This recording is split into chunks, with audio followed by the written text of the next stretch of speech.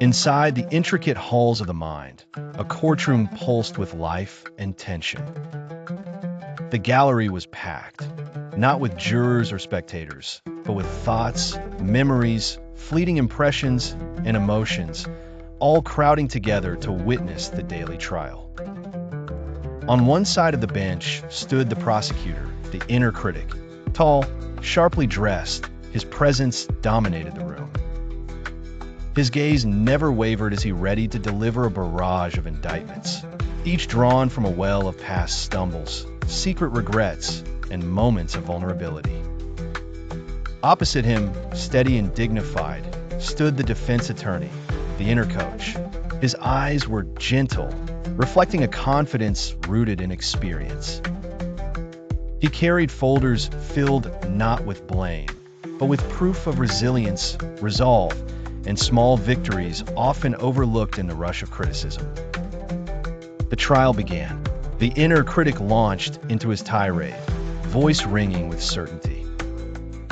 "You failed again," he accused, referencing an awkward interaction at work, the unfinished project, and a test score that missed perfection by a fraction. Each word echoed, each accusation stacked upon the last, and the weight of guilt pressed harder on the protagonist seated in the witness chair. Yet the inner coach stood resolute. His tone was low, but unwavering.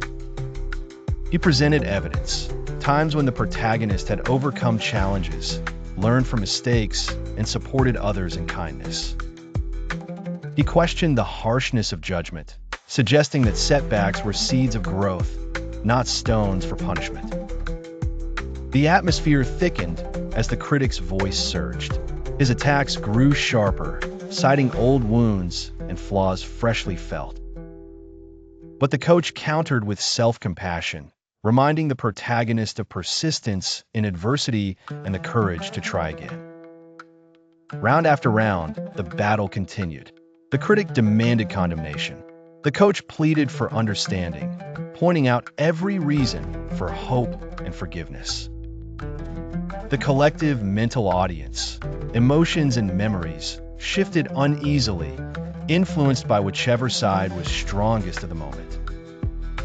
As the trial reached its climax, the protagonist felt pulled in both directions, heart pounding with uncertainty.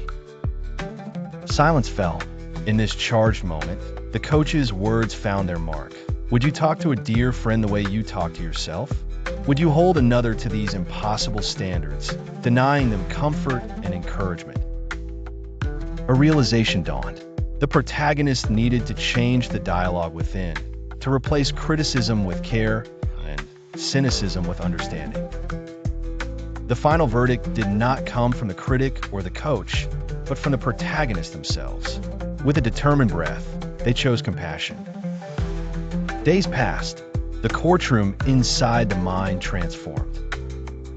The critic, though present, grew quieter, his interjections softened by the firm responses of the inner coach. Whenever old accusations arose, the coach stepped forward, redirecting the narrative with kindness and evidence of growth. Now, the protagonist viewed their inner thoughts with care, addressing themselves in the manner of a trusted friend. The once chaotic mental courtroom became a place for honest reflection and encouragement. Growth flourished, shadowed not by self-doubt, but guided by self-respect. The wisdom gleaned was timeless and true. Speak to yourself as you would to a friend. Be your own advocate for compassion and understanding. When doubt or criticism arrives, let your inner coach lead the way.